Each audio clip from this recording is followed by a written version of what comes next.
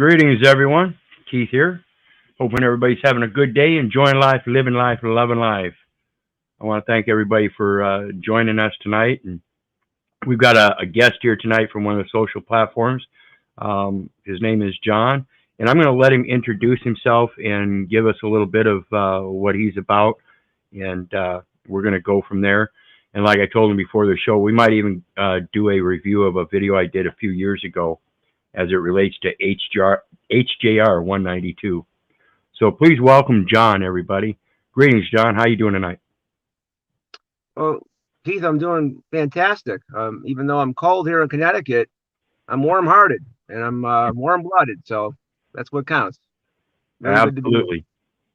Yeah, it's just great to be here and on this platform. And wow, I love technology. I hear you. It gives us a way to communicate much more conveniently and much quicker and more efficiently. So it's a great thing, and I think it's a powerful tool if we use it right. Yeah. So let's start out with we don't really care how old anybody really is, but we do want to kind of figure out what their experience is. So let me ask, what brought you to the stage where you realize something's obviously wrong with this system and you want to step up and do something about it? And in stepping up, what are the certain things that you're trying to do, and what your viewpoint is on those?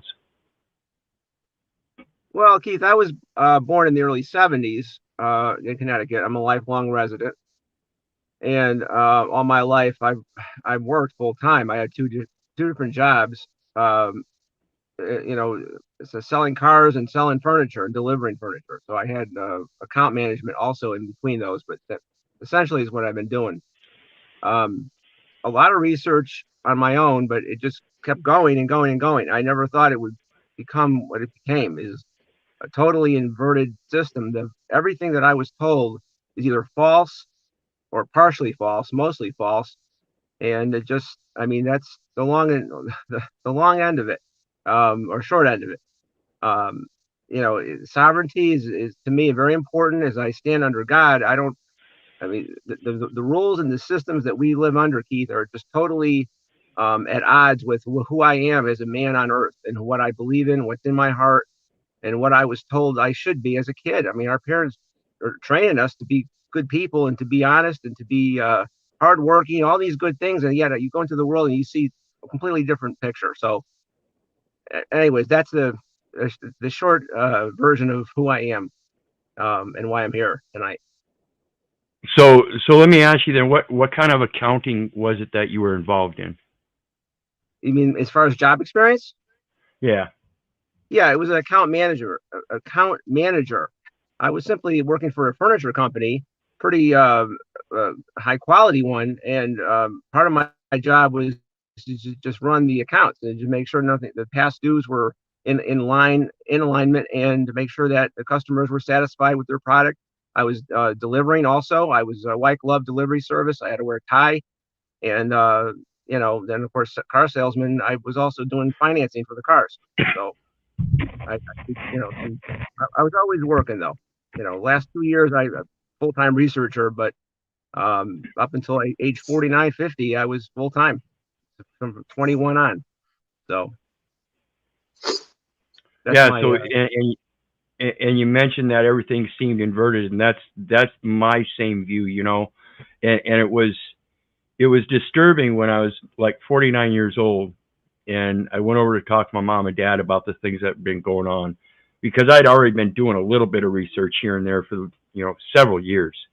And when I went over to talk to them about it and stuff, and they saw the plates on my truck that said private property and this and that, and they've always been government work. They worked for government all their life, and so they believe strictly in following the rules as they're laid out by the government. And so when I started talking to them about it, and my mom looked at me and said, "Keith, the police are your authority," and that is one of the biggest inversions that I could have ever realized. Was the parents that were bringing me up and that had adopted me out of the foster care system, and were bringing me up in this church setting and doing what we're supposed to do according to society and everything. To my little mind at that time, it seemed right. And then as I grew up and I realized the various different things in my life that just went against my natural grain. I've always been a Tom Sawyer type guy. And so I realized that something was really wrong, and I was the one butting heads with the system, and it just felt natural. It didn't feel wrong. It didn't feel like I never felt guilty about anything. It just the system felt like I felt like the system wasn't right, so what I was doing was right in rebutting it somehow. Though I wasn't successful at it at the time, I knew what I was doing in my heart was a natural thing, and I came to realize that the inversion that I went through with my foster parents was the very indoctrination into that capitalist system. They were teaching me in a way to um, do certain things, but they themselves don't understand the capitalist system as I know it today, and neither did I. Now that I've done, the last 7 years of research and found out what this government really is and how it's structured, it is inverted. It is very much inverted. The American society doesn't really have a government other than a capitalist system that runs and administrates like a government. And if you understand what capitalism is, it's just merely competitive contracting. So even when you go to courts, those aren't governmental courts. Those are administrative courts of a capitalist system that's operated as a democracy when we're actually supposed to have a republic form of government. So at a point in time in my research, I thought we had switched from a republic form of government to a democracy, which is what many people today still believe. In doing the further research over the last few years, I've come to find out everything is about money. Everything is about capitalism. Every post that anybody fills in an office is an emolument, so they're getting paid. So that's a contract. And we don't have anybody other than what we saw recently with President Trump, who took upon the presidency and didn't take the emoluments. Now, that's not to say here nor there I don't support President Trump. I don't vote, never registered. So I come to find out that the inversion is a lot more inverted than most people realize. And this is just my opinion, of course, by the standards of my research I've done, which I've got over 20,000 hours of research, people. And I firmly believe that we do not have a government, that the people are the government. And if they just learned how to contract and learned what negotiable instruments were about, we could do our contracting privately. And for the public venue, they have a United States, which is a corporation that is obligated for all debts.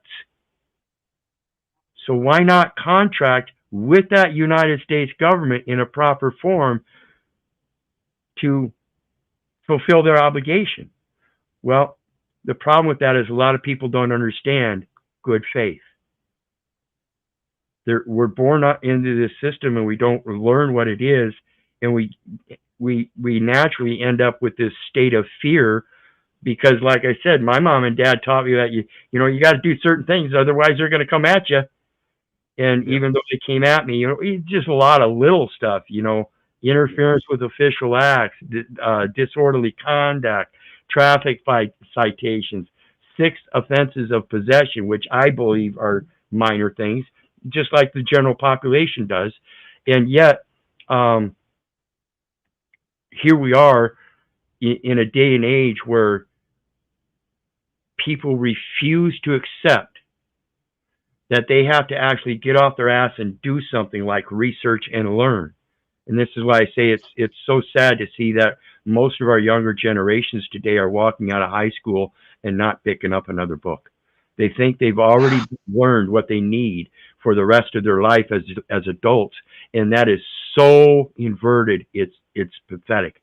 These public education systems teach you nothing but to remember what somebody else wrote down instead of observing and interpreting and being able to convey your own truth. They're telling you to rebut or refer to somebody else's truth, And so we end up in a society that's so far delineated from what truth really is. Even if they did their research, they don't know what they're doing. We've been Babelized. I hear so many people speaking in Babel. It's pathetic. Greetings, Bleak Narratives. How you doing tonight, brother? Cheers, cheers. Doing well. Yourself? Awesome. John was just telling us how it's cold over there. We're looking at the weekend temperatures this weekend. We're not even going to get out of the minus here in Iowa. Where are you at? What's it like over there? Currently, we're still doing all right. I believe sometime overnight tomorrow, it's going to drop into the negatives. So I'm in Kansas. It fluctuates, man. Yeah, so you're going to be about 20 degrees warmer than we are up here. That's the general consensus. Right. But nonetheless, Kansas is just like Cher, man. It's not fucking sunny anymore. Waka. So oh yeah, and Hard Hat, he's up in Canada. 44 degrees below Celsius there. I don't know if it's. Are you sure it's 44 Celsius? I think it'd probably be 44 Fahrenheit. I'm not sure. But Blake Merrigan, could you tell us a little bit about yourself? What brought you to this platform as far as seeking truth and this and that? What went wrong in your life, or what did you see wrong in your life that opened your eyes to this stuff? Mine is kind of a counter intuitive to what you would think.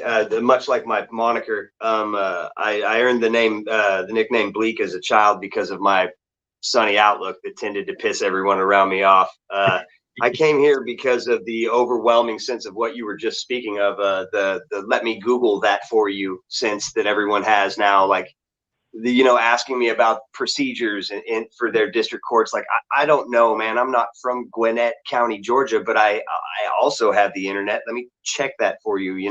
I'm here to help, I suppose. And I don't mean to say, I just described that in a way that sounded cynical. And I suppose that was certainly not the way I meant to convey that. But what you had just said kind of really tugged at my heartstrings, man. It's the plight of man. It's 8 billion hungry ghosts. It's something else. I mean, to see this and observe it and not say something, it's already pretty foul. But to not try and help your fellow man, regardless, is just something that I can't abide.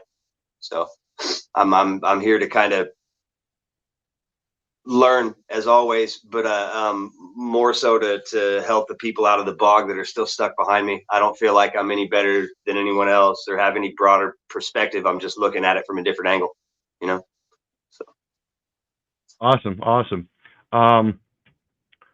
So as many of you know about my life, I was put into foster homes and stuff when I was a kid, and then adopted and everything. I ended up in prison when I was 18. Got out. Thought I was fixing my life. I never went back to prison. I'll assure you that I never went back to prison after that. But I had a lot of difficulties in getting along with the rules in the system. But when it came prior or subsequent? Well, even subsequent, yeah. That was I went to prison when I was 18, so I never really had a chance to get out into society until after I got out of prison, and that's when the other 92 cases came along.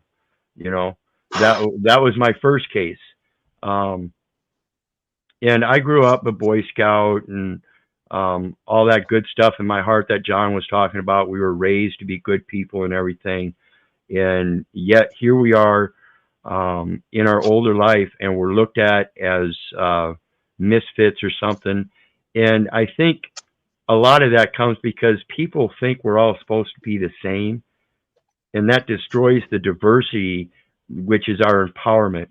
If we don't maintain our diversity, we lose the power of not just our imagination, but our actual abilities and our forethought of being able to improve ourselves. Because once we get into a set of being a system of being delineated as doing the same thing, it becomes a daily role of the same rhetoric, just like you would have in the Stepford Wives. If you've ever seen that movie, Stepford Wives, that's pretty much what we're looking at today, with the American society trying to, set a norm for the rest of the world or something like that. And then it's so convoluted with the different sets of laws that they pose that we're supposed to follow, like the statutes and U.S. Code and UCC and canon laws and everything. And that's why I say, we really don't have a government today. Everything is run on the UCC, Uniform Commercial Code. Everything is a contract. Right. All papers are commercial papers. Even a blank sheet of paper is known as commercial paper. And they even describe it as bond paper. It just has a different weight. And that's the weights and measure system as far as products. But then when you put your words on that paper, there's weights and measures to your words. And I'm telling you what, people can make contracts on paper without you even being involved in it, other than to repeat your words. You don't even have to write it in. If you watched my video last night, this system placates that everybody is subject to certain laws without their consent. And that's just blasphemy. There is no authority but that which is ordained by God. So to say that you have to follow their fictional laws as written down, as opposed to even the stone tablets that Moses brought down, those were written laws too. Again, it's in those same scriptures that were written, that I read regularly through the King James Version, as well as other religious scripts. That stuff's in our heart, and it's so simple. We're supposed to just, it's right or wrong, and that's it. And that's why I say this system is so inverted, because they placate that if you do this, it's wrong. Well, there are certain things, like I said, that are in your heart. You automatically know what's right and wrong. If you don't, then there might be something wrong with you. But I always suggest first looking at the words that are being used. And that's why I'm a big fan of etymology, and epistemology. Sure. Etymology is the root words, etiology is the root cause, and epistemology is the root knowledge. So in order to get to that root knowledge, you've got to know the root cause, and to figure out the root cause, you got to have the root words. At least in this, dictatorial system is what I'm going to call it, because it's dictating everything. That's what all those words do. They dictate. That's a dictatorial system. No matter how you want to look at it, it's pretty much synonymous with communism or fascism, or in that type of governments. And so we also see the things about the New World Order. What do you think about the New World Order, guys? It's the old world. It's the old world order. It's been here. Exactly. It's been around for a long time. It just changes over time to sway you to believe that you have your own power, which I'm going to tell you, you do. But what happens is that when you fall to the fallacy of a nationalism of any sort, no matter what kind of government they are, you fall to the dictatorial mandates that government poses. And that's where that thing from last night's video where I was talking about, it says in bail or bailment or whatever it was, that there are certain laws that are made that the people have no will or consent in, that they have to follow them. And that's bullshit. That's dictatorial. That's a dictatorship. And they hide it very well. They hide it very well. But at the same time, like I said, they give you this empowerment today in the modern age to see if you truly can self-govern. And the way you prove that you truly can self-govern is by learning how to contract yourself, because everything in this world is contract. So if you don't know how to contract, they're going to dictate those contracts for you. That's as simple as I can put it. It is a dictatorial system on a world level, and unless you learn how to contract, everybody else is going to dictate what you're going to do the rest of your life. You have to come out of those bonds. And that's, again, that goes back to that public education, teaching to remember shit that doesn't do you any good. Yeah. Well, that's the key. That's the key, Keith. It's to dumb us down through schools, through television, through, just scare tactics. They got to do that first. Then we consent. Then they roll in with their system and still here 600 years later. Or thousands, who knows?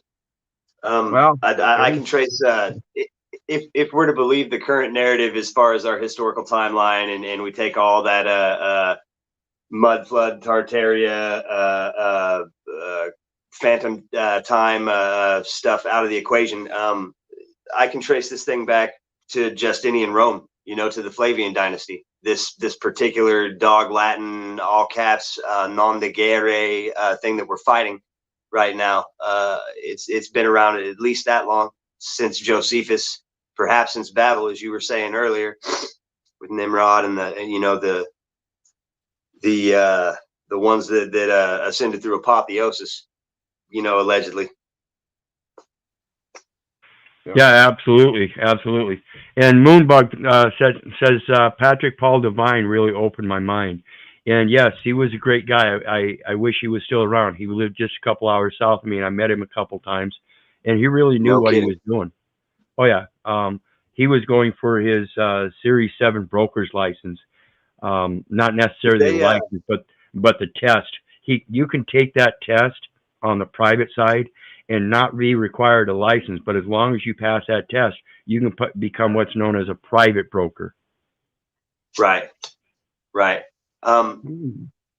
Wow. Actually, I had somebody asking me about something relevant to that just the other day. They had gotten all their apostille stuff done with the birth certificate being authenticated, and then the going to the Hague and all of that stuff. But would you mind repeating that again? I know I can go back and rewind this later. And lately, I've been downloading everything that you stream anyways after it's up. So you're taking up quite a bit of room on my external hard drive, sir. But you got a lot to learn. You got a lot to learn from. Yeah, 850 videos now, guys. So you were talking about the Series 7 broker's license. Yes, is sir. that what you wanted me? Yeah. The Series 7 broker's license, you can take a test and you can do it for a private broker, so you don't get a license. You just take the test and show them that you know what you're doing. And that's basically, how those contracts run and who the parties are, this and that, and how to set up the brokering. And that's the thing. That's what a contractor does. He brokers a deal. If you're going to contract, you don't hand it over to somebody else to broker it. You contract it yourself. So if you're a contractor, you can do this contracting yourself. For the securities, if you're going to issue securities, now you need a broker to make sure that securities contract is in compliance with the United States contract. And that's what that's about. But a simple contract. Is this kind of what prevents someone that's in the know but not quite to that level from just say, and this is a complete hypothetical, just right from the cuff, but stops a guy like me from walking into a dealership and saying, hey, I'll issue you a note if you give me the vehicle and piss off, the not being able to have that brokerage license, or not being able to broker the securities like you were saying? Right. And the difference is, again, folks, those are document papers or government documents. They're set out through the United States corporate entity for corporate contractors such as the auto dealerships and things like that. So they give you forms that are already printed up, and it's already got contract terms on there. So those kind of documents you can go ahead and hand over to a broker, and he's going to put the right information on there so that it gets brokered for your interest, for your benefit. it's odd the timing with you bringing Patrick Devine up. I've heard in a lot of different circles from a lot of different people that don't tend to espouse a bunch of conspiracy-based nonsense that perhaps he had ascended to a level where they had to get rid of him. And I don't know anything of the guy other than his material. You know, I didn't know him personally or anything like that. But do you think there's any validity to the notion that he was maybe taken out? No, not at all. Not at all. I don't believe that at all. He was an old man. He was going through health problems himself. He's a smoker like I was. So I think, I don't even know the circumstances, but I'm sure if I went and researched it, Sure. because I've never heard anything about anything like that. So, and I truly believe it was just a natural death. Oh, these are mostly just the murmurs of people on Telegram and the little law society groups, and you know, the people that follow the gurus and the document salesmen. So I mean, it's the hens in the hen house making their general clucking sound, I suppose. Yep. Yeah. He was a good guy, I'll tell you that. Yeah, I love the shit out of him. You know, the two times I met him, we had a great discussion. I got on him about the Series 7 broker's license, because I thought he was going after the license itself, and I didn't realize that until after I looked through a couple emails. Matter of fact, just not too long ago, that it wasn't the license he was going for; it was the test, and so that as long as you pass the test and do it for the private broker side, then they would let you do the private brokering. And again, that's different than the Series 7 bankers broker. That's for the guys in the back room at the bank. Those are the ones that deal with the upper level type stuff we're talking about, with the birth certificate and all that, having it apostilled and then giving it to a bank to issue a $250,000 bond in exchange for it, as an international bill of exchange. You know, and that's still like the Series 7 broker, but you have to have a license to do that stuff as a banker for private people. Whereas Patrick was wanting to help people draw up their own instrument for, like, SEC, for private placements, instead of an initial public offering where you're going to sell your bond. You're just going to do a private placement, and what you're doing is you're setting it as a collateral asset with the United States debt. You understand? So it's not, Yes, sir. it's not being made public, but it's for sale or anything, but it's operating under the full faith and credit. And that's why I said earlier, they're going to do the contract, you're going to do the good faith. Sure. That's where the faith comes. Sure. The faith can't come from the fiction. It's got to come from you. So the full faith and credit. The man instead of the slave, they can only plead guilty. Right. Correct. And that's based on credit. If you guys understand what credit, that's what we're operating on today. We're not operating on money, and that's why I said we might even do a review of that HGR 192, because what we've got today is a system where they removed the gold, and then they removed the silver, and then they removed the banknotes, and now we have a system where it's all negotiable instruments. Correct. And that's actually, you can do that orally and have somebody else write it up, and that's actually what the money is. But again, this piece of paper as money may not have $1 put on it. You may not have a $1 sign and the $1 on there, but it's going to have the terms in there for values and stuff, the weights and measures and stuff, and that's based on credits. And everything you do in life has merit, and this is the good faith part. It either has merit or it doesn't have merit. If you're operating in good faith, it's merits, and merits literally stand for spiritual credit or spiritual credence. So in order for a good faith contract to apply, you have to have merits yourself. You have to have good faith and have that spiritual credence to make sure that the words in that document aren't false. Keith, when you talk about good and greetings to all that is on Yes, greeting, tonight. I man.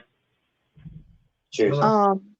Yeah, that when I heard you were talking about merit and good faith and stuff, and my whole entire life was like, and I remember my dad was telling me the story on how when I came into the world, I was so tiny that I fit into the palm of his hands. And I've always, I feel I've been upstanding, my whole life, the best of my ability. So when you talk about these merits and these credits and these spiritual credits, and you walk in that, in the light of the creator, how does that work, with the world that we're in and this paperwork? Because isn't every paperwork that you're given is some kind of a copywritten documentation? Well, your own name and everything has a copyright value, and that's the basis of everything. But let me pull something up, and I'm going to read a copyright. And this is why I say you can't sit there and go into court and placate any kind of truth. That's one of the main things I've learned is you can't go into court and try to profess any kind of truth. It's impossible. And I'm going to show you something. Because if you guys know me, I talk about the UPU, the Universal Postal Union, all the time. And they have a copyright and disclaimer. And that's what I use. And when we read this copyright and disclaimer, I hope you'll be able to see what I see, in that it's basically saying that nobody can really verify anything's true. So let's take a look at this. It says,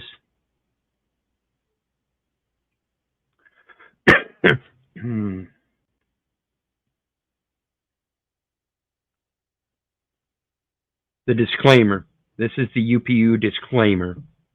Anyone may use or reproduce any information presented on this website, subject to any specific terms of use that might appear with such information, provided that the use of such information is accompanied by an acknowledgement that the UPU is the source.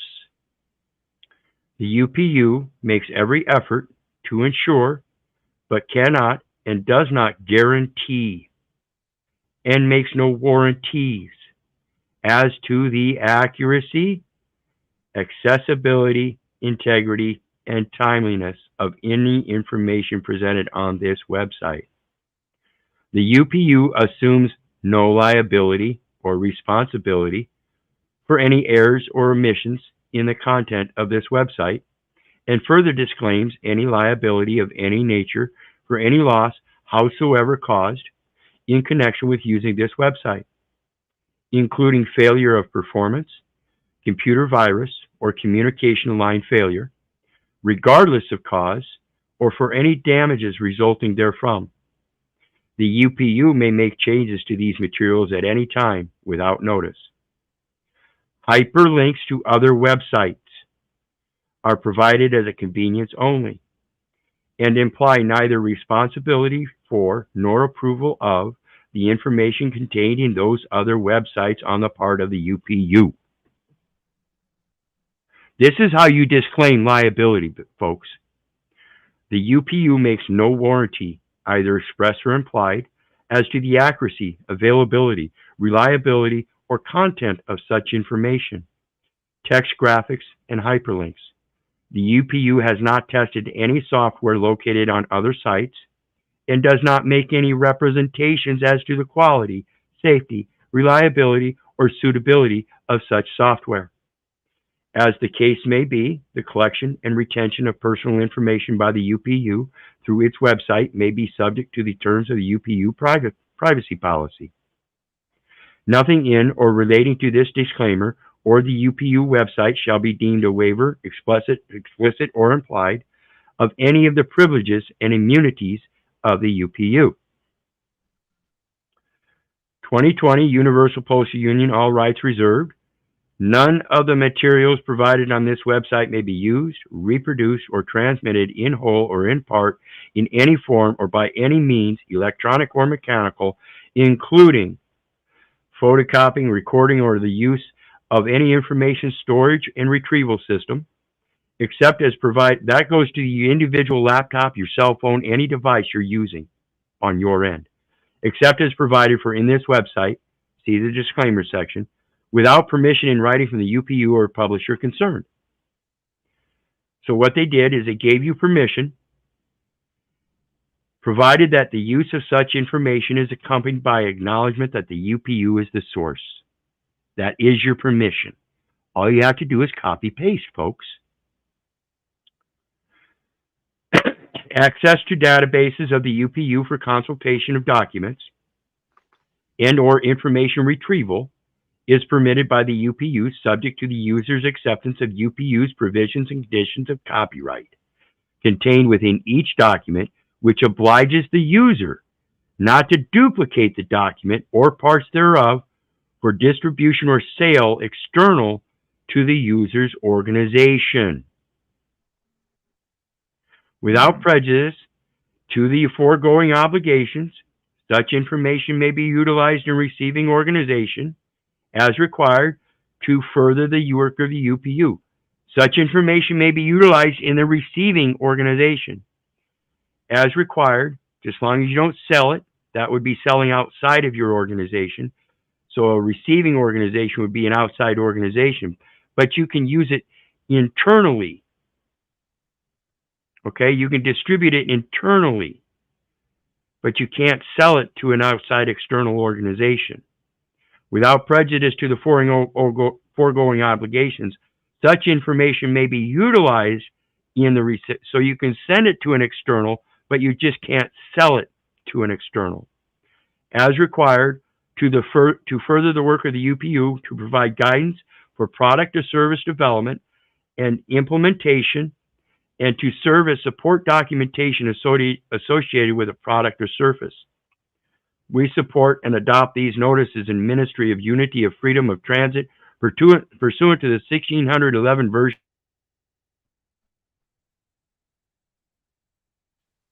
It seems like a lot occurred around 1611, and it seemed like everything has been commingled with the rewriting of the Bible, and and even organizations that you can always There's find hard hat. something that's commingled and similar to that book. And just recently this video came up. It said that the whole Bible is literally a contract.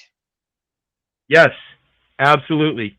When you read that Bible and you understand it and comprehend it, it's actually teaching you how to contract with your spiritual merits, your spiritual credence. It's telling you to use your credence. Make sure everything you say is as truthful as possible. And this is to let them know they must observe themselves. Otherwise, don't believe me. And the scripture tells you, don't trust another man. Yeah, but that's what it does say in there. It says God, the creator, said, you don't trust in man, you trust in the creator. And my whole entire life, Keith, I walk, no matter what, I've always never treated people the way they treated me. They have the saying that they said, hurt people hurt people. I had the biggest heart, and I keep asking the creator, why did you give me this big heart? Because I have people walk all over me, mistreat me. I stand up for myself, but I don't hate them. I forgive them because they know not what they do. Yeah, it's basically that simple. And that's what in case you didn't get what that UPU disclaimer is saying, it's forgiving you for any errors and stuff right up front. It's letting you know, don't take anything as true. Do your research. Go to another source. If you think something's not right, go to another source and double check it. It's a double check system. This is why they have a hard time shutting my channels and stuff down, because I'm good at double checking things and making sure. I had a couple medical strikes in the past, And if I'd have had this information before, all you got to do is read that disclaimer. Use that as your disclaimer. It's very well put together. Yeah, and Greetings. it's just like you say, Keith, and it's just like, my brothers and sisters, but mainly you're supposed to cross your T's and dot your I's. And I've always double checked. I even, you know, I'm not perfect. I'm just imperfectly perfect. And I've always, in evaluating myself before evaluating others, I would look to see, is there something I'm doing, to make me a better me and walk in the light of the creator, just like it says in the footprints in the sand. Yeah, and that's what I was talking about earlier. When we walk out of high school and don't pick up another book, we're not we didn't read, we didn't learn, and we never got taught that the rest of our life is to be spent being better and better every day. Nobody ever told us that. Our No, basic concept is to improve by going up a ladder, but that's in a monetary system. That's not improvement in spiritual or good faith or the treatment of your brother. In fact, I'm telling you, and I firmly believe it, that this corporate system, in order to make a profit, you have to take advantage of the loss of another man. That's not spiritual. Greetings, Hard Hat. How you doing tonight, brother? I'm doing good. Yeah, real good. It's actually in the comments there. I fucking think it is. It's minus 44 Celsius with the wind chill here. It's like minus 30 something, and then the wind's blowing at like 20 to 30 kilometers an hour. Now this is all China units, right? But anyway, yeah, cozy as fuck in my camper. So no, it's nice actually. Good deal. Good deal. I'm glad you're staying warm. Just throw this out quick, just because I had a phone call, so I missed a lot of what was talked about here. But the lady that just talked about the footsteps in the sand, I don't know what you call that, but the saying, that short little story where God or Jesus, I don't know, the idea, they carried you, right? When you look back, and I have I 100% believe in the creator, and I've come back from being agnostic, and through this tyranny and learning again, coming back to God. I like to say creator because I'm not too a big fan of the Abrahamic religions. But anyway, back in my party days, way back when I needed to get my shit together, I was at a house party, and I'm in the washroom taking a piss in the toilet, and I got my one hand up, steadying myself on the wall, and there's this little the saying on the wall in a picture frame of the Jesus footsteps in the sand, and I remember reading that all messed up, and it having a connection with me, right? Like going, yeah, no wonder why, Hard Hat, you're still fucking here, because the creator has been guiding me and helping me when I wasn't able to walk, when I was fucking, filled with demons or whatever. He carried me through, right? And so I always remembered that little, at that party, seeing that thing on the door in the washroom and going, man, it hit home, right? And it's those seeds that plant that keep you going, right? To get through the tough times and stuff. But anyway, I'll be quiet and just listen here. Thank you. Good to have you, brother. Good to have you. Good to see you doing good, brother. Okay, now I got a video I wanna from TikTok I wanna show real quick, because somebody said something about the birth certificate again, and that's what we're talking about. These documents, they're all commercial paper, like I said, and the original document is the statement of live birth at the hospital. And if you go back and watch last night's video about bail and bail bond and bailment and all that, that's a bailment. It's meant to be a bail. And what bail is, a bailee and a bailer. A bailer gives something to a bailee to use for a certain amount of time, and then it's to be returned.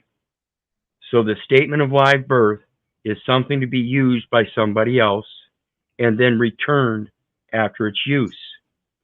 In this system, the way that document is set up is so that it creates a burial trust, so that if while in the possession of the state, the minor child passes away, the state will take care of the burial. And vice versa, if mom passes away, the state will take care of the child, okay, if there's no dad. Consequently, there is but one Father which art in heaven. Okay? Let me explain something to you about telling truth. I'm not nobody's father. My Father, I am his child, just like every last one of us. Hard hat, you said creator. We're the creation of, we're the child of our creation. So the scripture says there is no father, or there's, call no man on earth your father, for there is but one Father which art in heaven. So when people fill out those paternity documents, guess what they're doing? They're committing blasphemy in a Christian society. They're lying. In your heart, think deeply. Yeah. Are we not all brothers and sisters? If our children are his children and we're his children, aren't those children our brothers and sisters too? Remember, John, I said earlier at the beginning of this video, we're not going to worry about ages. We don't care about the age. We don't care about the race. We don't care about the sex. We care about the Father and children. We are all children in the eyes of the creation. Definitely. And that's the only way I know how to express it. And, so and the when that lies within us. yes, and so when that documentation is created, and they have this proud young papa that wants to come up and sign that document, guess what he just did? He said he was a father. Instead of making a proper declaration that this child's father is in heaven and he shall protect him all of his life, and in that protection, our Father has assigned us as his trustee, and we are known as mom and dad, and we shall call him Keith. Right. It's like They don't need a surrendering last your name. usufruct, huh? Right. Yeah, they don't need a last name. Does Nope. God have a last name? They always talk about the name of God. Is there a first name or last name? No. No. Same thing with God. Does he have a father? Is he a grandfather? Is that kind of stuff ever discussed? No. No. So let's take a look at this video as it relates to that birth certificate and everything. It's a short video, about 6 minutes, I think. Almost 7 minutes. But pay attention, because like I said earlier, the UCC is what this is all about. It's a capitalist society, which is competitive contracting. And if you don't know how to contract, you're never going to figure it out. And once you figure it out, as it relates to those contracts, you realize, like I said, to make a profit through a contract is to take advantage off the loss of another man. Unless you know how to contract privately and make it good equal consideration, any kind of public contract is going to take advantage of the loss of another man. Your private contracts, you can put the spiritual merits in there as long as you get the equal consideration of the spiritual merits from the other side. This is why I say, if I meet somebody and they don't have the spiritual merits, I don't want much to do with them, because they're going to want to try to take a profit from me. And that's just not right. Sign To what she is saying. a stamp signature or a typed up signature is considered signed under the UCC. So when you get a letter in the mail, And so when I talk about those stamps, folks, those stamps are considered a signature, in case you didn't understand that. This is just recent confirmation of exactly what I've been talking about with the stamps. So please pay attention. and it has no signature, or it just have a stamp signature, then it is considered signed. The UCC is very, very important for people to learn about what's going on with their lives, because we are on the contract law, no other law. There is no law at all. In America, the court system is operated under military.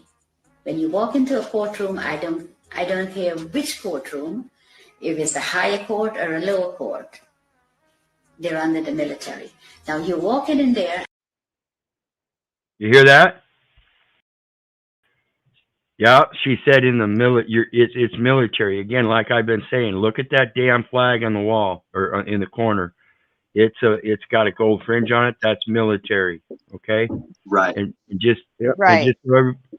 and just so everybody's clear, this is under 17 U.S.C. 107 for fair use content, education, and uh, uh, opinions and reviews. Nothing but opinions here, folks. Right. Alternative to the And you're military not jurisdiction. told that you've been tried under the military.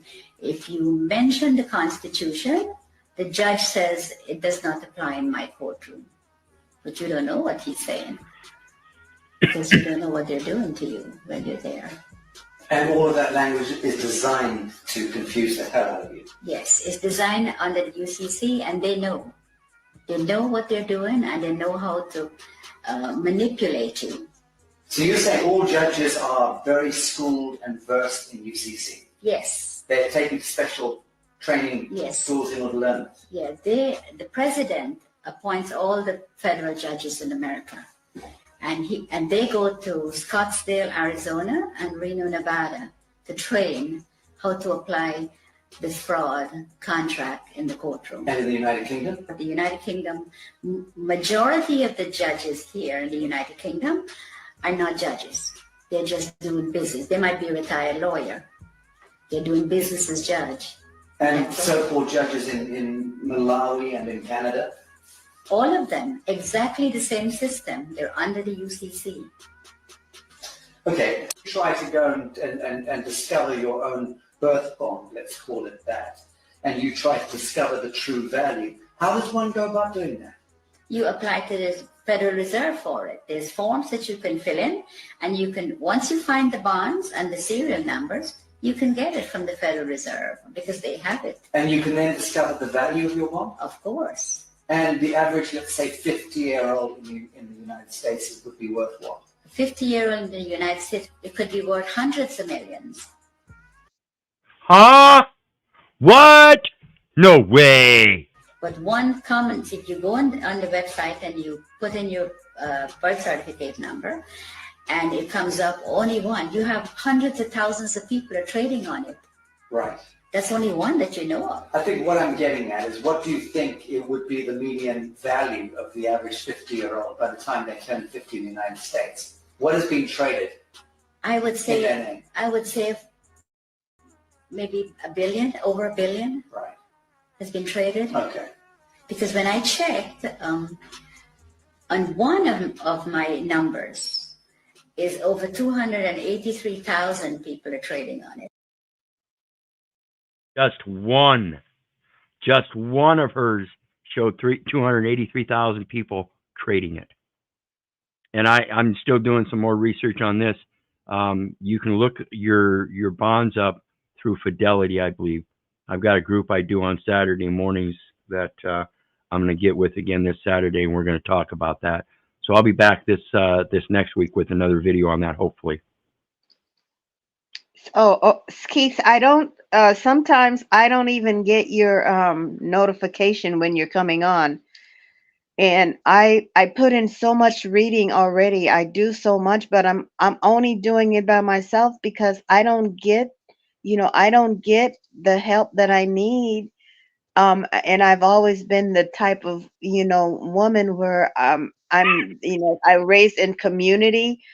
Being a community, I'm one of the last, I call myself a community baby because I always worked with other people and studied together. And right now, the only thing I've had in this journey is just this lonely walk, but I don't hate it because it's made me, stand up and stand tall just the way I know myself within my heart.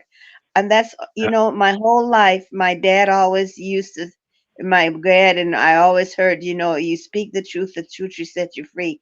And the first time, like when I was a child and I watched my dad, he was a mason in masonry, and he was good at what he did, his tooling, and he showed me how to work.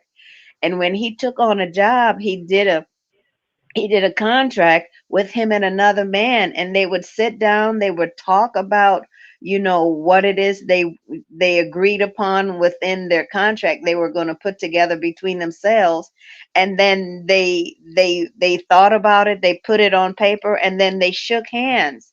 They didn't go and publicize it, to the public to say we're going to do this, that, and all my whole entire life, my dad always said to me, your word is your bond, your word is your bond. And I always raised myself, and I stood by people, and through thick and thin, I'm not a patsy, and I'm not one to let people walk over me. But I feel that I stand strong in my belief within the creator. That's the only way I know. I can't be anything but that kind of way. Absolutely. And when you say a man's word is his bond, that's the contract. And then we have the U.S. Constitution is a contract. Remember what I said here not too long ago about getting with the National Archives and getting a copy of the Constitution of 1787 and the Bill of Rights, 1789, 1790. And carry those with you, like he says. That's a binding contract. So all you have to do is show them their binding contract. That's it. They're the ones that are bound by those words. They're saying it's true, not me. Remember, there is no such thing as truth. So a man is bound by his words to as truthful as he can be. So when we look at that birth registration, and there's no birth registration in the United States. Oops. And you know what, it's crazy that you say that, Keith, because just recently in the last week, you hear people come on, some people on YouTube or on different things, and this man was talking about the United States, just like the United States was the land that you walk on. And if you think about it, the United States is all these paper documentation. And Right. and so when you write on this paper documentation, you're transferring your energy, from yourself onto these papers. So they're always taking a part of you somehow to monetize it and merchandise you within this realm that we live in. Yep. And Lenny Malley, I appreciate your comment here because it says the gold fringe around the flag means it is of the sea, not of the land. And that's the admiralty. And when you got that Constitution and the Bill of Rights, that's bringing the law back to the land, which they say they govern, and you're on the land, not at sea. So it's kind of helping correct that situation. And again, you're not part of the military. And that admiralty is Navy. Navy as in nativity, as in naval, as in nation, as in all of those things. And when you claim that nationality, that's giving up that nativity of our Father which art in heaven that we spoke of earlier. You're claiming a patronymical father of earth. There is no father on earth. Understand that. Yeah, it is. So when we hear that the US has a debt of $23 trillion or whatever it is, that fictitious money was all pumped out of the air, but effectively it was discharged against the value of the people. Yes. Right. So that's where the fiction emerges. Yes. And it becomes this huge imbalance that no one quite understands. How on earth do we get that much money? They just made it up as they go along and tell us what they want to tell us. Yes, but they'll validate the making up of that money by, on paper, discharging it against the value of the citizenry. And the citizens' gold, our sovereign gold. We have gold. For every pound that if you weigh 8 pounds at birth, you have 8 pounds of gold set aside for you. And I'm going to say it's not 8 pounds of gold. Again, it's a fictional value. There cannot possibly be a pound of gold for every person born on this planet. That's an impossibility. So you see the fiction there in that it's a fictional value that if they're going to place a value of $1 million on a bond when a kid is born or whatever it is, and then it is sold and increases in value over that lifetime, that's still an impossible value. So I urge everybody to rethink this value system. Assigned to you by whom? By the Crown. In England? Yes. And in the United States? Yes. By the Treasury? Yes. And because the United States is owned by the Crown. let's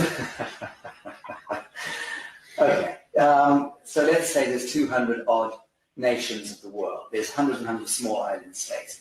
But there's about 200 nation states, big nation states. They are all of them a franchise of the Anglo-American Corporation. Yes. Let's call it that. Yes. And that the Anglo-American Corporation is an extension of the British Crown. Crown, yes. And the British Crown Absolutely. is collateralized by what, or backed by what? Gold. And by the people. By gold and by the people. And this is where they take that sweat equity. Okay? In 7 U.S.C. 136, it clearly explains that animal includes man. In that, your labor becomes the sweat equity, and the birth registration is that of an animal that is owned. Keith, That's what it, that it sounds, indicates. it sounds like, we all go through these different emotions. And so when people, they say this love that you have within yourself, within your heart, and, a lot of times people say, well, I value, you value other people who are upstanding and are upright with you. And isn't that like, is that putting a value or a price on? I mean, I wouldn't say it's a price because I've never put a price on anyone. But when you value something that's close to your heart that you love, that's the kind of unconditional love the Creator says, because we're not supposed to hate one another.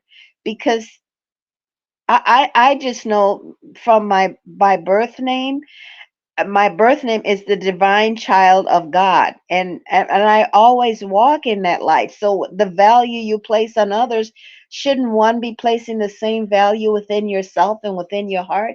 Don't people have that gold, a piece of gold within their heart, so they can allow their heart, the light to shine? That's the only way I know. Is that so?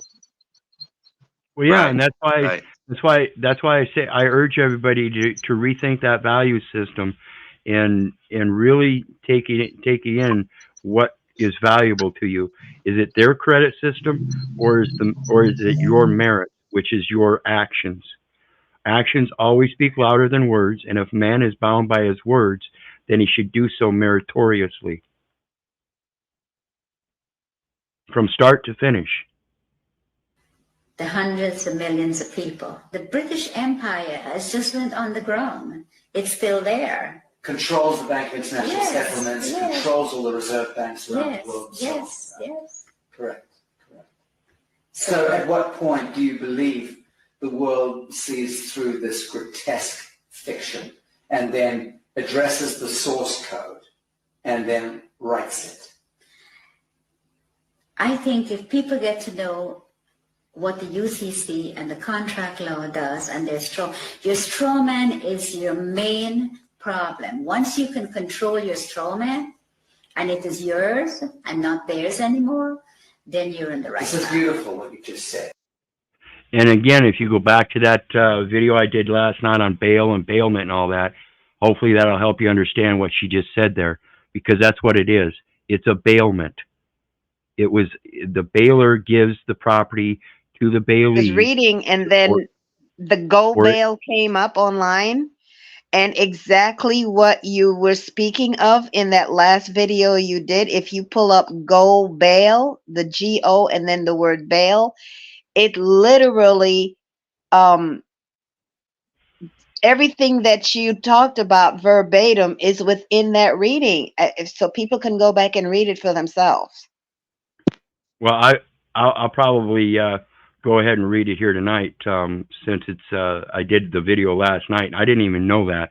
So I appreciate, and this is why I like people up on the panel, guys, because I don't know everything, and I covered a lot of different terms of bail, but I didn't know about the Go Bail thing. So we'll read that up when we're done here. But let's finish this up here real quick. And then I want to go to the Royal Warrant Holders Association, where she's talking about the Crown and its control, and we're going to show you how they have that control. what she's talking about. You're talking about reclaiming the fiction that was established, Yes. the false light. Yes. Reclaiming the false light that was established in your name, Yes. given your identity, so to speak, at birth, Yes. without your. And I did see your post on lawful living, dear. I did put my video up on that too. So thank you. Knowledge. Yes. You're talking about us needing to reclaim that false light and step into ourselves, our true selves, Yeah. as a people of the world, Yes. in order to reclaim reality from the fiction. Yes. That's powerful. Yes, it is. And that's what I think everyone needs to do. All the sovereign people that's in poverty and whatever they put us in, that's what we need to do. We need to reclaim that what they are making money on, that is ours. Then you wouldn't have wars, you wouldn't have people fighting for money, you wouldn't have poor people. Everybody will be okay. Everybody. But they do not want you to. If you do that, that will break down their system, and they do not want that. So once you know, you need to get into it, and you need to start reclaiming your straw man. It is yours. Absolutely true. Absolutely true. So when we think about that, we have to realize, like I said, that's your property. Mom gave information. That's a grant of information. She is the grantor. They established a trust. She is foreign from the United States, regardless of what the United States claims. That's a foreign grantor trust. All deposits are known as foreign deposits. When you learn this stuff and realize what they've been telling you all your life through those public education system, I'm telling you what, it will piss you off. I started out my research kind of trying to keep calm during my last case when I first started doing these videos. And you can see I was calm and I was just doing my videos. But the more I learned, the more pissed I got. And you started seeing it come out in my videos. Now I'm trying to calm down everything again because it is that disturbing. It is that disturbing. But again, through my learning, it's not only is it disturbing, but it's actually beautiful. It's hard to contemplate how it can be disturbing and beautiful at the same time, but I got to give them credit. Whoever came up with this created something beautiful if you know how to use it. Because if you can use it to your advantage, like she said at the very end there, it destroys their system. And if we can destroy their system being operated against us one man at a time, as long as we keep doing that, keep growing and building, it will eventually destroy that system. And again, I'm going to remind you, not one government in the history of mankind has ever succeeded yet. Why is that? Again, there is no father but that which art in heaven. And if you're going to placate to a national patronymical father, you have fallen to the deceit already, period. So let's take a look at this next one as it relates to that, the crown and how they hold all the assets and everything, how they get them. How do they get them? It's called the Royal Warrant Holders Association. And I did a video on this here a few years back too. Now the Royal Warrant Holders Association says, welcome to the Royal Warrant Holders Association. The association represents individuals and companies holding royal warrants of appointment. That's a trust. That's the expression of a trust. And what are warrants? Well, it goes back to the truth issue. If it's warranted, then it can be put on the paper. If it's not warranted, then it's not put on the paper. The information is what is warranted. Okay? What is a royal warrant? Royal warrant of appointment is a document that permits a company to use the royal arms, and this is where we talk about the mail now. Okay? The royal arms, Her Majesty's mail. Okay? It's free. If you're not part of the Royal Warrant Holders Association, the UPU, and all those national components, and you're just a private being born under God, they're not supposed to charge you anything. You're only supposed to make bondsmen and bonds made of heathens.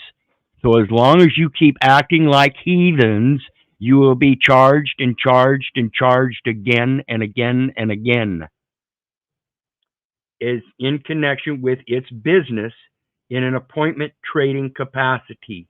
Appointed trading capacity. It is granted, again, grant being a term of trust, confirming once again that it is a trust. It is a grant for up to 5 years at a time as a mark of recognition, recognition. It was already cognized, and you recognize it in different form for the ongoing supply of goods or services to the royal household. Who provides goods and services to the royals? Who provides goods and services to anybody? Contractors. The monarch decides who may grant royal warrants. These are known as grantors. Her Majesty's Queen Elizabeth II, His Royal Highness the Prince Philip, Duke of Edinburgh, and His Royal Highness the Prince Charles, the Prince of Wales, all granted royal warrants.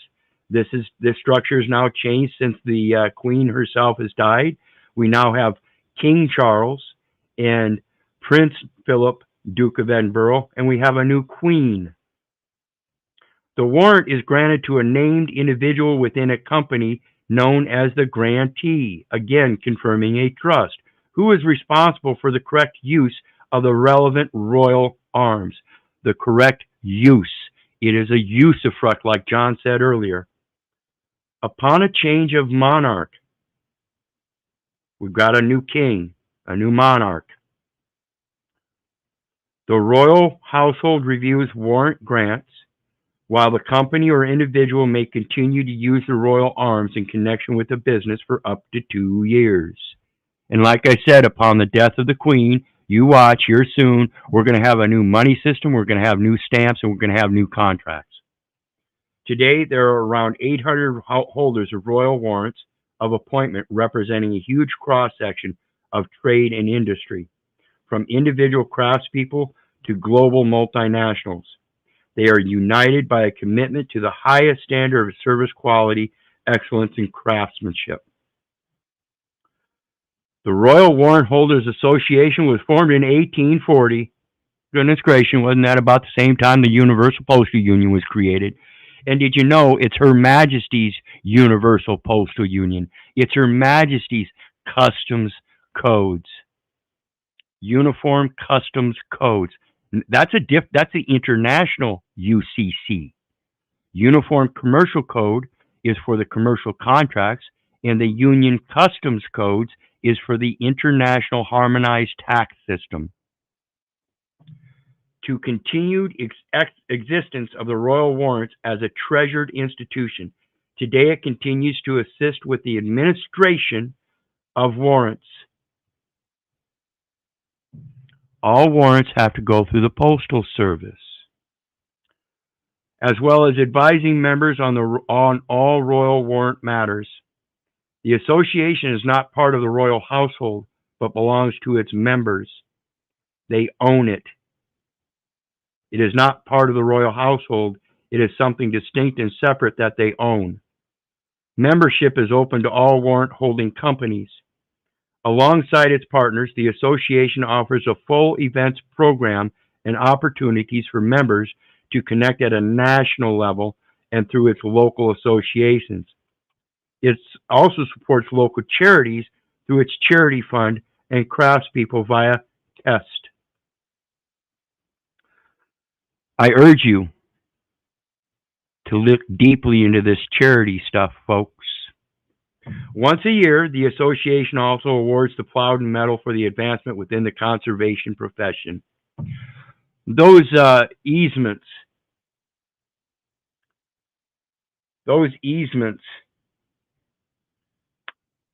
around every property that has a postal address on it is relative to the conservation laws, and it goes to the international level.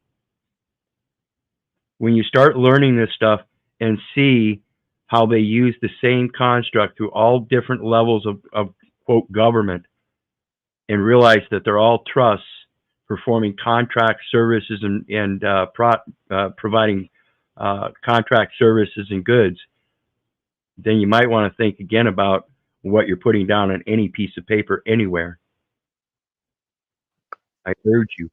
Again, chapter 69, Book of Enoch, verses 8 through 11 tells us that we were taught by the angel Penemu how to read and write, but that was our very downfall. And it's true. A man's yea be his yea and his nay be his nay. Why would he need to write it down? Shouldn't he be able to speak it? That's called an invoice. Invoice. It's where they get that. You can make a contract verbally. Hallowed be thy name. Hallowed be thy name. Stamp it, baby. Stamp it with her royal majesty's stamp, and let it be known this is all for charity. I don't know what's true or false. I can tell you what I know through my observances, and if you think it's wrong, then you'd have to show me. So And again, that's why they always say charity begins at home and ends abroad.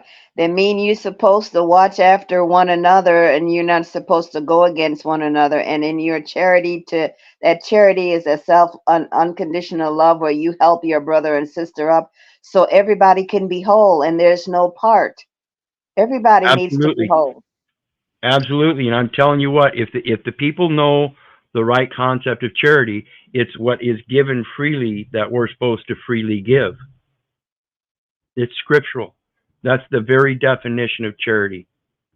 So we really have to think about everything that's put before us, particularly at the beginning of the life that we bring into this world. If we're going to start signing documents and putting their name on it, I urge you to rethink that. I urge you to rethink that. Attaching that last name and saying, well, that's because that's his father's name. Again, nobody knows the name of God. So why are we putting those last names down? Well, that's where he came from. No. We come from heaven. That's where we're citizens of. That's where we're supposed to be returning to, according to the most people's concept. Yeah, there's atheists out there and Satanists out there, but a Satanist even realizes there's a God. He just believes that Satan has more power and will wield in better things in this earth. That shows that they're materialistic.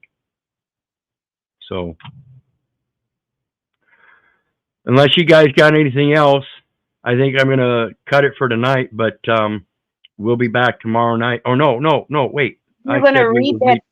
Yeah, I'm going to read this Go bail thing first. Let's read this go bail thing first, because I think that's important. I've not read it yet. My apologies, sister. I like I said, I posted the video on your post yesterday, but forgot to go in to check this. But what we're looking at here is go bail, again, from LIIWEX. And it says go bail is a slang term for putting up the bail money, cash or bond, to get an accused defendant out of jail after an arrest or pending trial or appeal. This is to ensure that they will appear in court when ordered to do so. If the defendant doesn't show up, the bond money will be forfeited unless the defendant is found and returned, and the court may keep the bail and issue a warrant for the defendant's arrest. Most jails have standard bail amounts for common crimes. If the defendant wants to post bail but can't afford the amount required by the bail schedule, the judge may lower the rate if the defendant requests. If the defendant violates the condition of the bailout, the judge may revoke bail and order the accused to be rearrested and returned to jail. Sometimes people are released on their own recognizance. Remember that recognition? Or OR. A defendant released on OR must simply sign a promise. So you're going to sign a promissory note to show up in court and is not required to post bail. Commonly, a defendant who is released on OR has strong ties to the community, making them unlikely to flee. Factors that might affect an OR release include having family members living in the community, or having resided in the community for years, or being employed, or having little or no past criminal record, or having been charged with previous crimes and always appeared as required. Interesting. 93 cases, 94 now, 11 of which I signed UCC 1-308 and never showed up in court. They didn't process it as failure to appeal or for failure to appear, but just simply adjudicated it as guilty and assessed the fine, penalties, and everything. And they still haven't issued any bonds or warrants, coincidentally. Funny how that works. But I did see the bailout here as well and warrant. We're going to take a look at those real quick. A bailout is when government gives financial support to rescue a company that is in financial trouble and possibly at risk for bankruptcy. Interesting, huh? Do you suppose that they issued a bail or a bond or a warrant for these banks that went under because of their bullshit activities? No, they bailed them out. They just bailed them out. That's interesting, huh, folks? The bailout enables the survival of the company. Remember what I said, when you go to court, they convert that name and they convert the number and they consider you a firm. They consider you a company. And they just bailed you out. They just bailed you out. That's what it sounds like to me. Interesting, sister, interesting. I appreciate that. The need for a bailout often arises out of financial crisis or national emergencies that particularly affect certain industries. For example, after the terrorist attack on 9/11, the airline industry was especially hard hit and received an $18.6 billion bailout. The bailout support can come in the form of cash that does not have to be paid back, loans with favorable terms for the entity receiving the funds, bonds, and stock purchases. Typically, the government also sets higher regulation and oversight of the company, requiring them to restructure the company or cap salaries of executives for a time period. Governments provide bailouts in order to maintain regulation of the overall market and economy and to avoid further collapse of the system.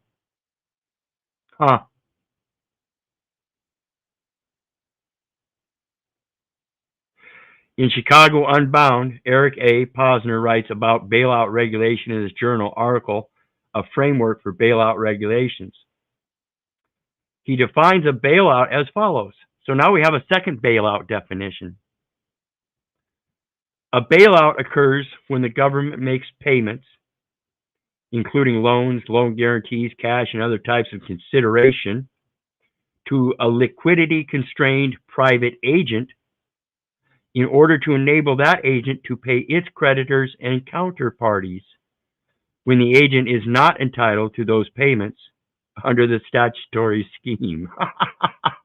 This is getting funnier and funnier, folks. So all those bonds that they posted in the court cases were for a bailout for you. Proving again that if you're the principal on that fucking bond, they're supposed to be sending you payments. When his last comment means that the agent or recipient receiving the bailout is not entitled by law to receive those payments, yet does anyway. Interesting.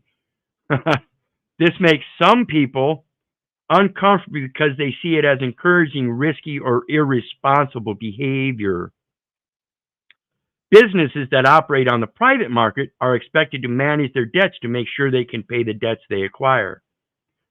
That is why Congress wanted to end bailouts in 2010 Dodd-Frank Wall Street Reform and Consumer Protection Act. The act states that emergency lending should be done only to provide liquidity when there is enough security for the loan to protect taxpayers and not to aid a failing financial company. To protect the taxpayers and not to aid a failing financial company. Huh. Interesting how the United States, being that bankrupt company that's obligated for all debts. So let's look at warrant. Warrant. Wait a minute. Wait a minute. Wait a minute. Wait a minute. Where's the T, folks? Or the Y, I mean. Where's the Y here? We went from warrant to warranty, so let's look. In general, a warranty is a promise, assurance, or statement made by the warrantor regarding the existence or accuracy of specific facts or condition, quality, quantity, or nature of good or property.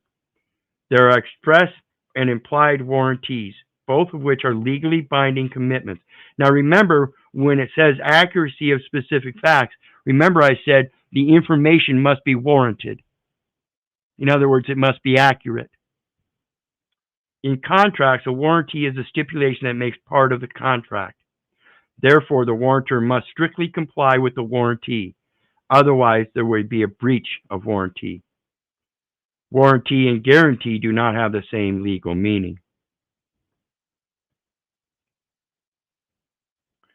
A guarantee can be defined as a person or entity to whom a guarantee is made. See the two different spellings?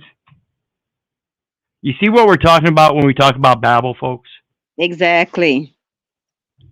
So a guarantee can be defined as an undertaking or promise from a guarantor to a guarantee. So, is that kind of the same thing as a bail? Bailer and bailee? See, if you're going to give a promise to somebody, you gave him something, and it's dependent upon a term, a span of time wherein you have to perform certain things that are guaranteed. So once the contract is done, they're supposed to return that promise. Well, in that guarantee situation there, that's a performance of activities.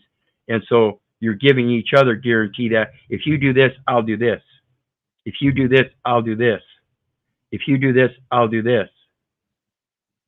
So it's dependent upon, again, that bail situation. If you give, as a bailer, somebody else property used for a certain period of time, including a name,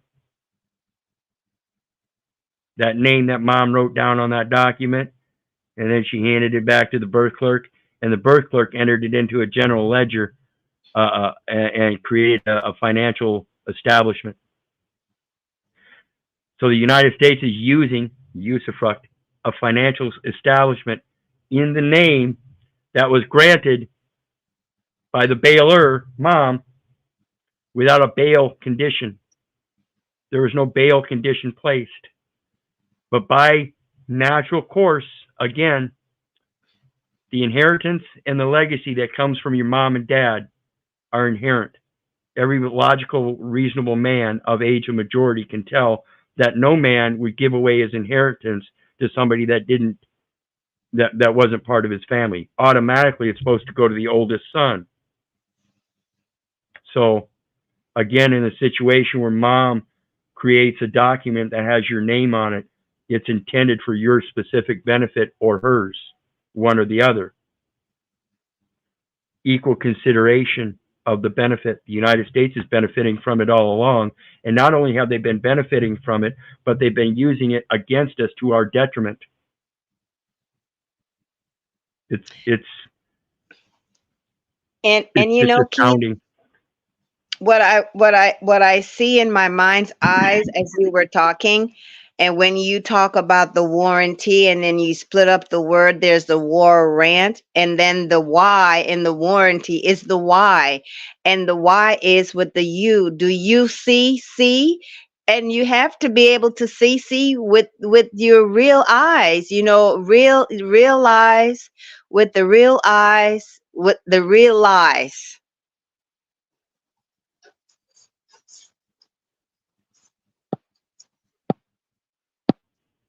It's amazing. Realize the real eyes with your real eyes. And it's just astounding to me how much I put out in this to try to get people to understand that over the last 7 years. And most people just don't want to do it. That's the sad It's a thing lot I of work, mentioned man. earlier. It's uncomfortable. It's uncomfortable. It bridges that gap. You know what I mean? At that point, people probably feel defeated, and then they have to admit subconsciously to themselves that their parents were idiots and that their parents were idiots or lazy or scared. And that's not something that most people can give an accurate self-assessment on. We're not good at internal audits. You know what I mean? Well, yeah, and that goes to the public education system again. It wasn't too long ago in my history that I remember that they changed the public education by one lady saying, "Leave no child behind." And what that placates is that the guy that can go ahead doesn't get to go ahead. They hold him back. Yeah. So the other people that are not keeping up with him feel comfortable that they're not dumb.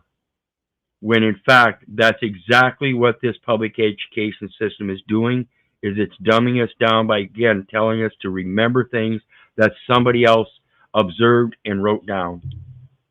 Sure, lower the Even, bar. Let me Google that yeah, for you. Yeah. yep.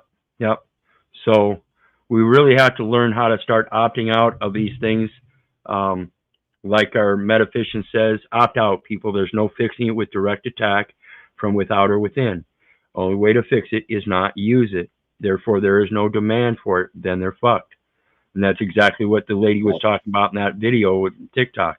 You take it out of their hands and learn how to control it and only use it for private contracts while holding them to their word that they're bonded by, which is their contract, which is public, and say, no, this is a private contract. Your contract is with the public, and you cannot interfere with my private contract. Here's what says so. Your contract.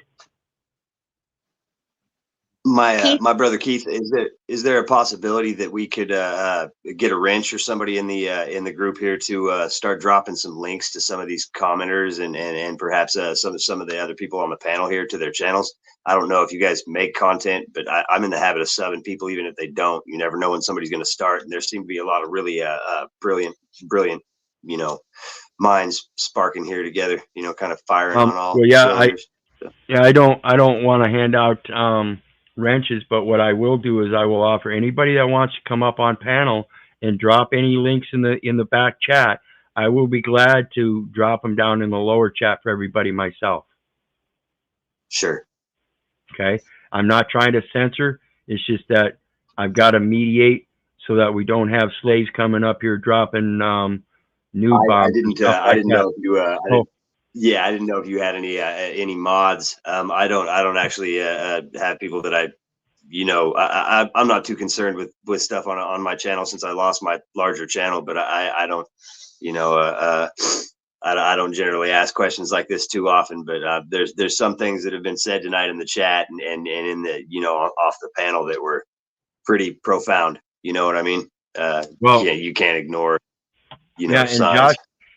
Josh, we were talking about Admiralty Maritime earlier, and that's exactly what it is. It's the law of the sea that they brought onto the land, and it's surrender of the prize of the prize vessel. See, they captured that vessel, and it's in bottomry, and bottomry means that it's the lien on the vessel lasts until the last plank, and usually the last plank, when a ship runs aground, the top of the ship all falls apart and everything. The last plank left is the bottom plank. So even if you're down to the last plank, you can salvage it. You can get another vessel, pull up on that beach, pick up that bottom plank, take it back home and say, hey, I'm going to rebuild this vessel. It's salvation. and you get a That's reward like for the doing opposite that. of You get a it's the reward for opposite of doing this that. is a ship. Yeah. Right. And you know, Keith, as you were talking about that, and you were talking about their admiralty, right? And in the way that I see that spiritually within myself, you have to be an admirable person by standing up. And that's the admiralty. So in the United States, when they talk about the United States, and I know you broke the word down where you said there's the unit did. It's the unity between people and unconditional love. So if the pen is supposed to be mightier than the sword, then we are supposed to not use the pen, but go within our heart, because the words that we speak again is bond, and it makes us all admirable. I Yep. yield. And what does the admiral do? The admiral is the one that appoints the captain. So in admiralty, that document is placing a captain in a vessel. You're the captain, and you're being held to the duties and obligations of a captain on the sea while you're on land. It's amazing how this is constructed. Admiralty, Joshua Jr. I wish you'd come up, brother. I really do. You could help out with these panels a lot, brother.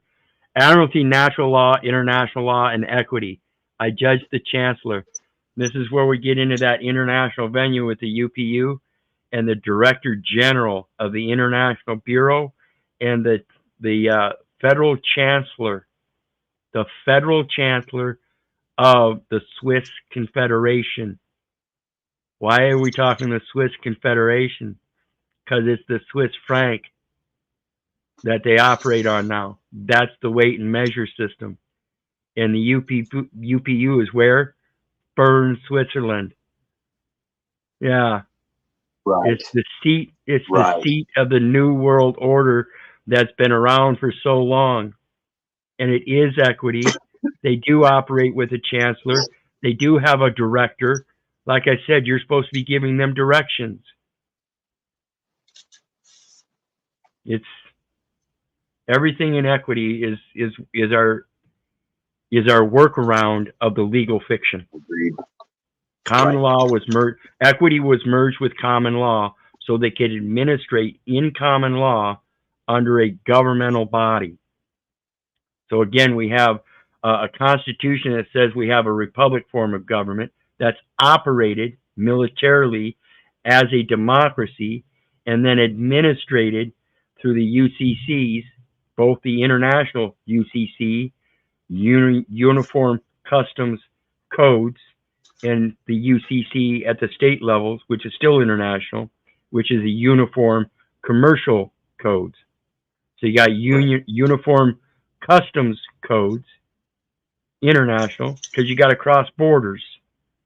You got to have customary things, and you have to make customs declarations. What's your customs declaration? My Father which art in heaven, hallowed be thy name. My Lord preserves my going out and my coming in from this time forth and even forevermore. That vessel you created is fiction.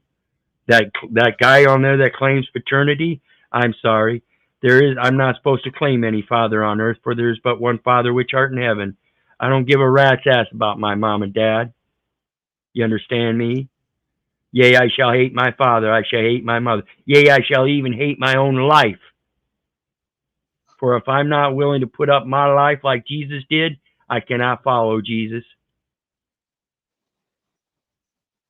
Man, I love this channel. I can't tell you how much you've touched my life personally, man. You know what I mean with your words. You are I don't know, you're a godsend, man. These last several years, since the disappearance of my wife and kids and stuff, it's been a literal hell on earth for me. Some of the only solace I get is when I come here. Sometimes I question whether that's healthy. Yeah, Social media.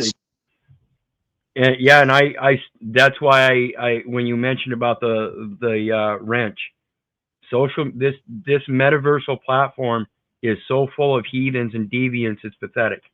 So this is one of those places.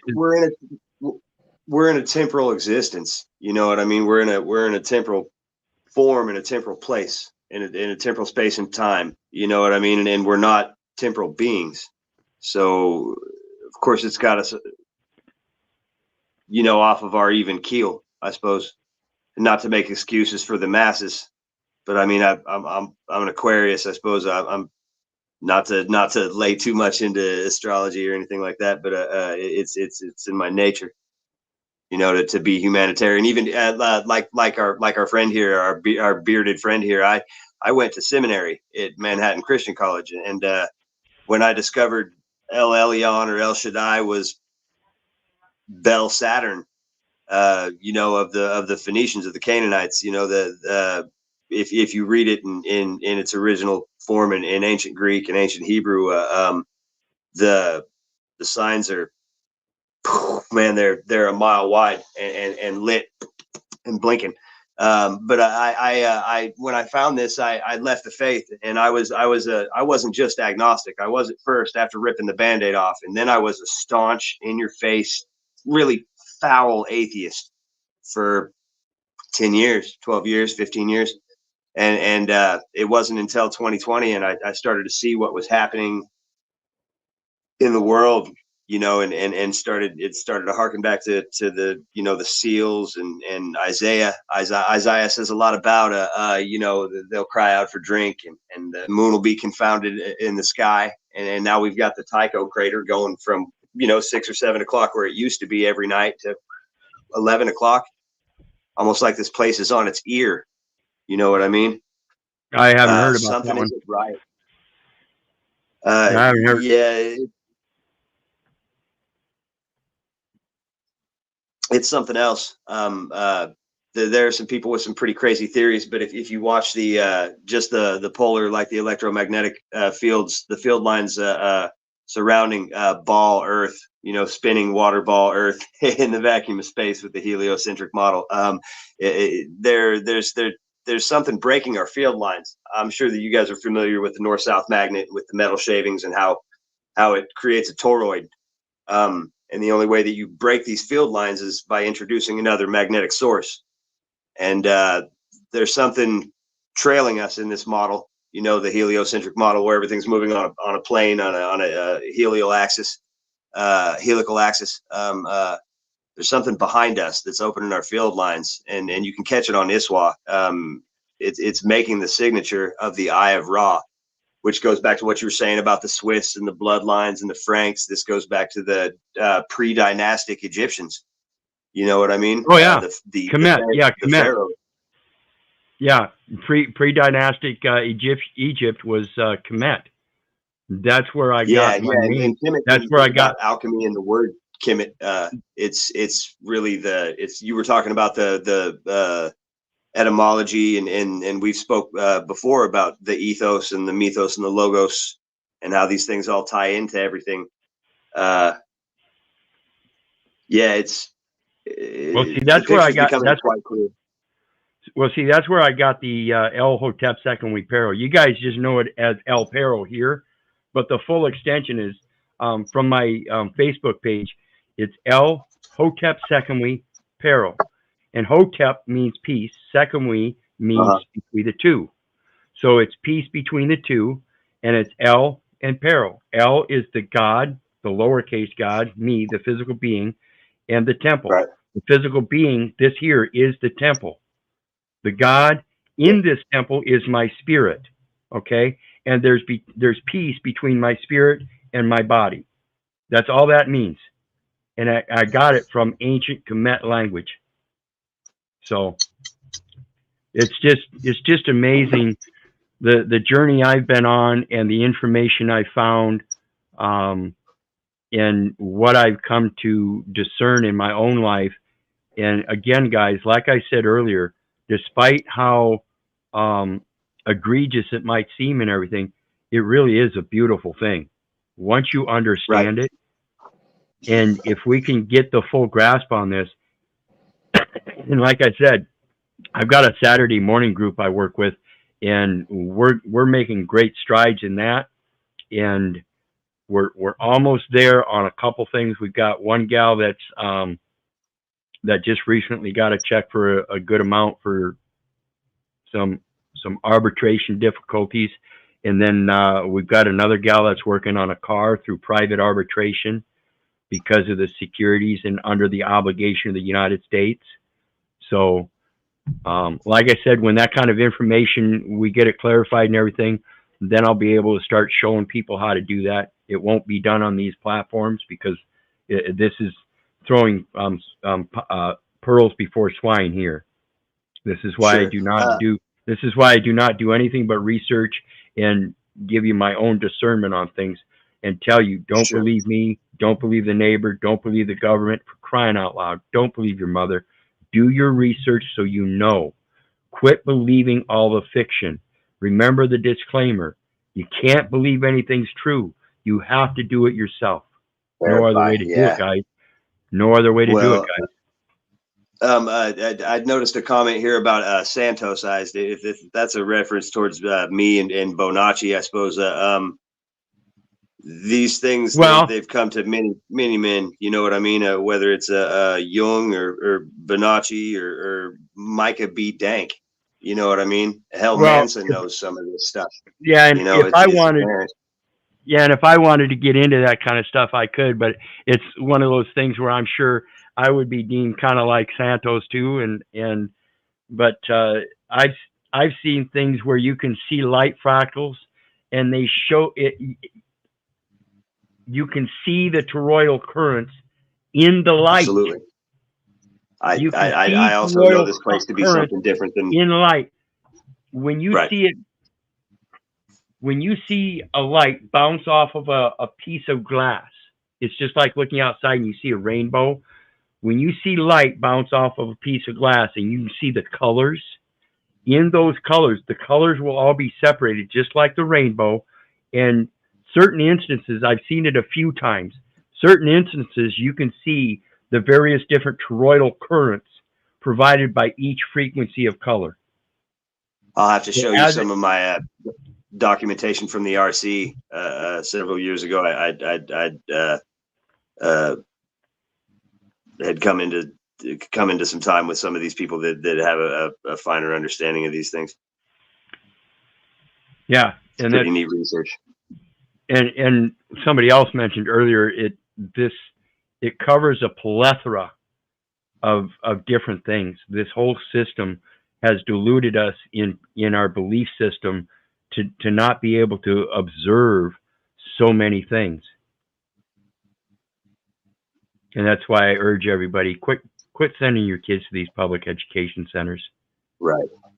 Yeah. I really do. Yeah, yeah, you are They're so mills. right, They're Keith. puppy And mills. a lot of these, single parents, the single parents, especially the women, it seemed like the whole system was set up against the women.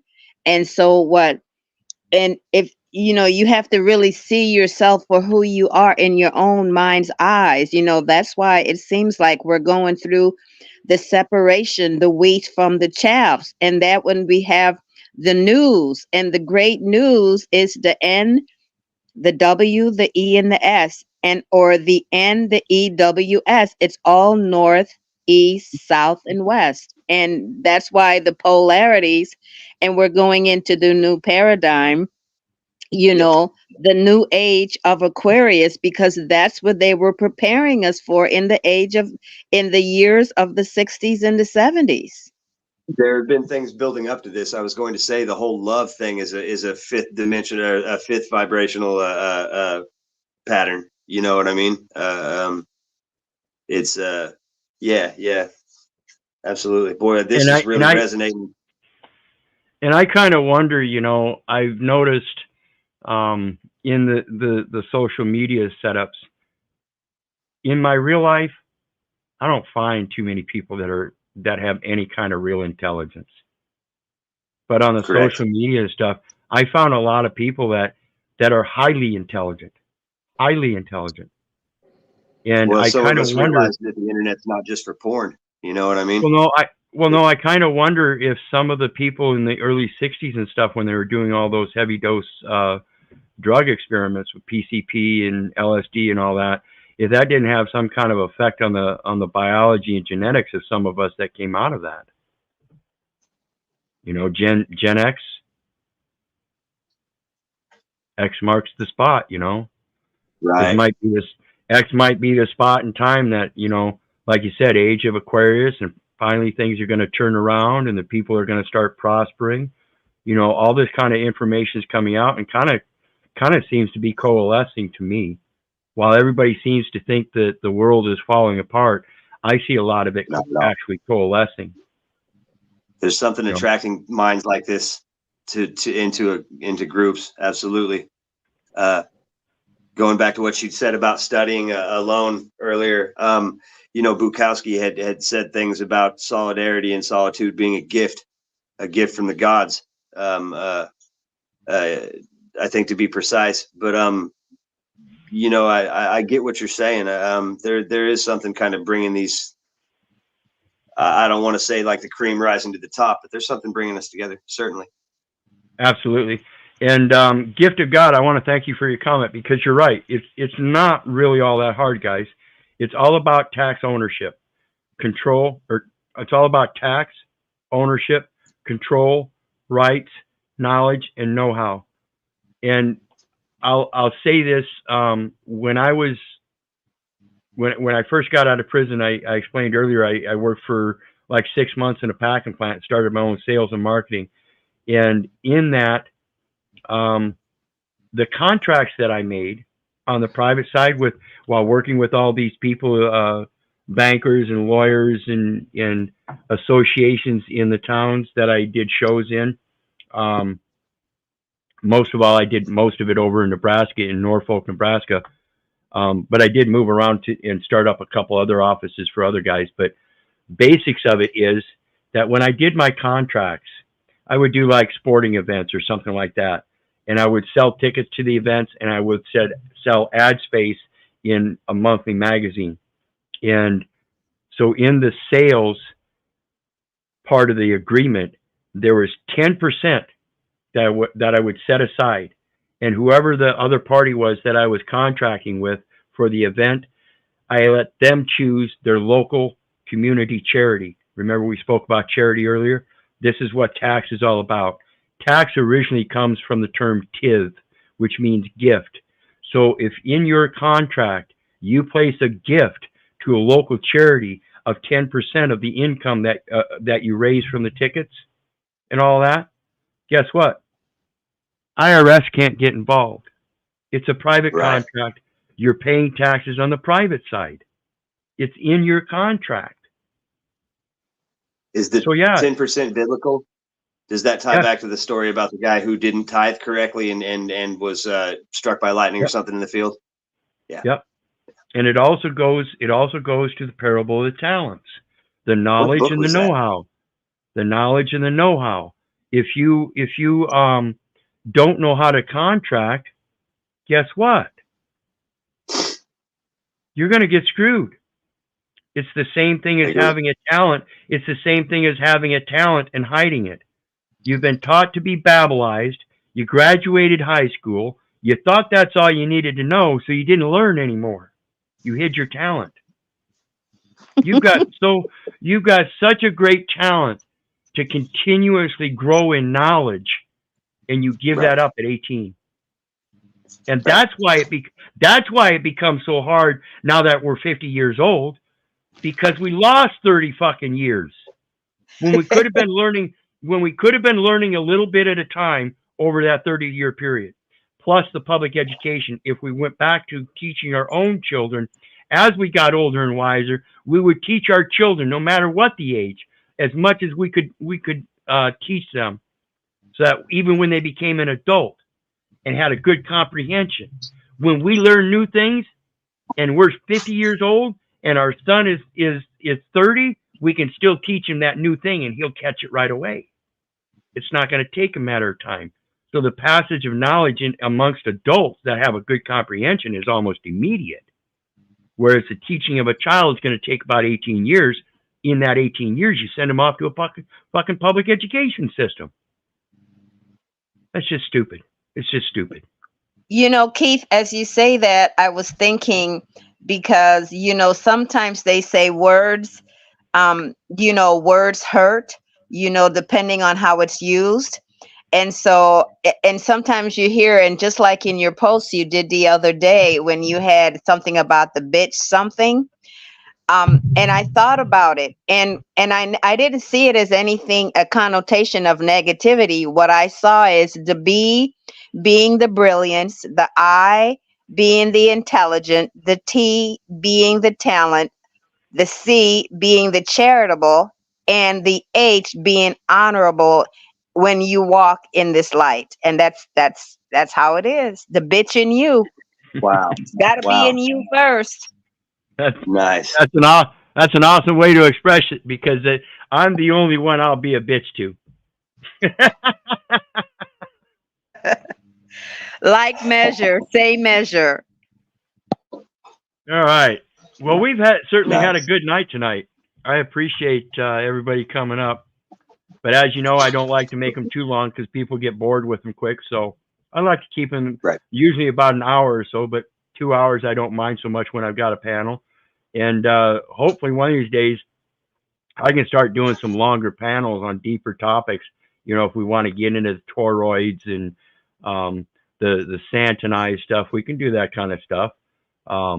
Absolutely. But for now, these kind of videos here is for the people's knowledge to help correct that vessel and salvage it for the bottomry, because it is a usufruct system. Somebody else is using your vessel, charging you as the captain, and saying you're the cause of the dereliction. So we just have to correct that kind of shit.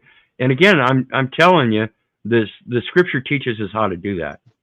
Leviticus 25 verses 23 through 25 tell us that as long as we walk with the Lord as our sojourner with Him on His lands, you know, the creation created this land, so it's the land belongs to the creation, just like the Nave said, we belong to the land doesn't belong to us. So as long as we keep that concept, and He is our Redeemer, then He passes that talent on to us. He gives us freely the ability to redeem, and therefore we can freely give redemption to others. That's our true purpose. That's our true talent. As long as we use that as our goal, that's doing unto others as what we would have them do unto us. I know if I saw somebody out on a body of water and their boat was sinking, I would have to go get them in my boat. Correct. So again, and that's called faith. That's called walking on water. Your redemption, your ability to redeem. That was the story of Christ walking on water. And in redeeming yourself, one has to go to the bottom to get to their lowest self. And in order to get to your lowest self, so you can bring yourself back to the light of the world. Absolutely. Well, it's like Dante. And remember, when you rebuild a vessel and you salvage a vessel, what do? You have to bring it up from the bottom of the sea. So it's all about salvaging yourself. And no one can save you but you. You christen it. Guess what didn't happen when you were born? Exactly. Yeah. You weren't christened. You weren't announced. You weren't properly announced, and you weren't christened. Yeah.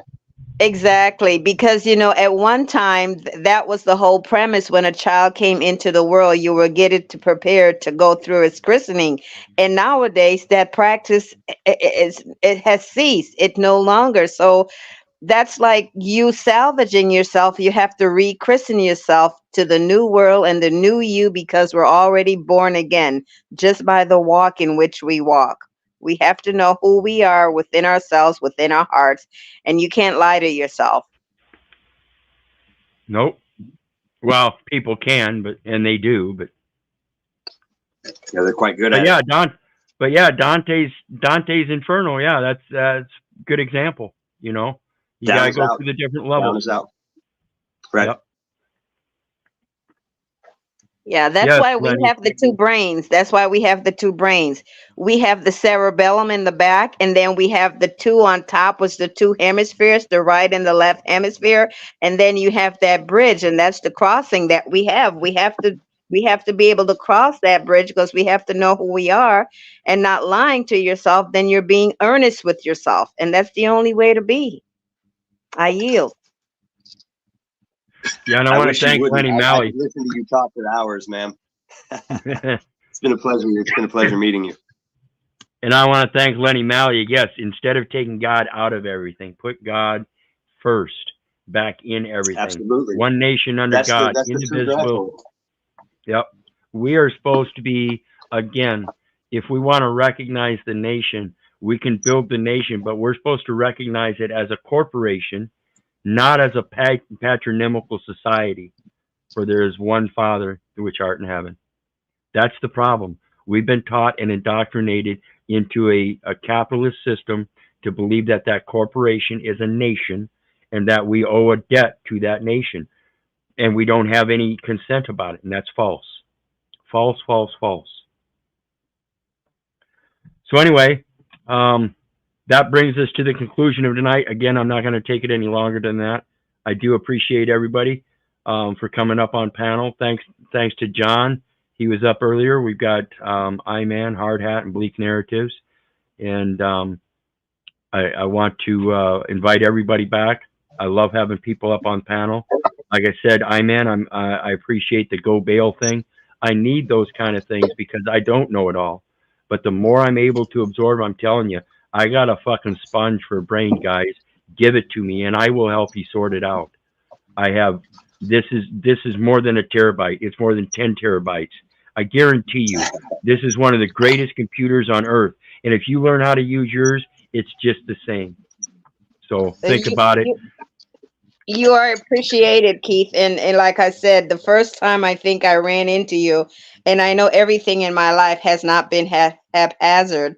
And that's because this journey, we were already connected. We were just now finding one another so we can build this new heaven and this new earth. And I thank all of us on here. And so it's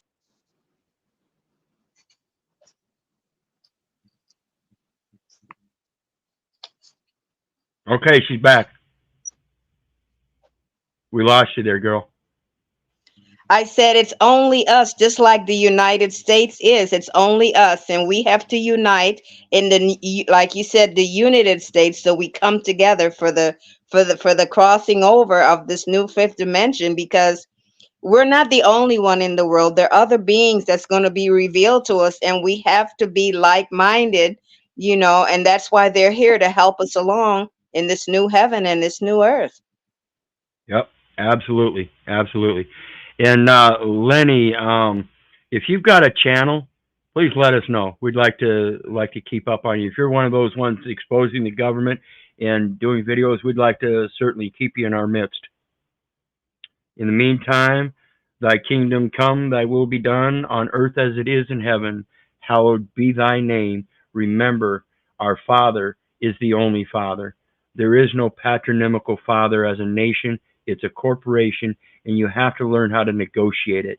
It's negotiable instruments, so learn how to play them so they make music to everyone. In that, I'd like to remind everybody, please hit that like, share, and subscribe. Anybody that can help share some love through the PayPal links, it's always appreciated. Every little bit counts. I need to get a new bike, so please do, please do. In the meantime, again, I appreciate everybody's support, and we'll see you again next time. Remember, I love you. I don't give a rat's ass whether you love me back. That's to say, I don't care if you hate me or not. So may everyone, I don't know why you're here twice, but there we go. May everyone be blessed by God and have a good night. Thanks again. Bleak, hang out. After this, we'll talk.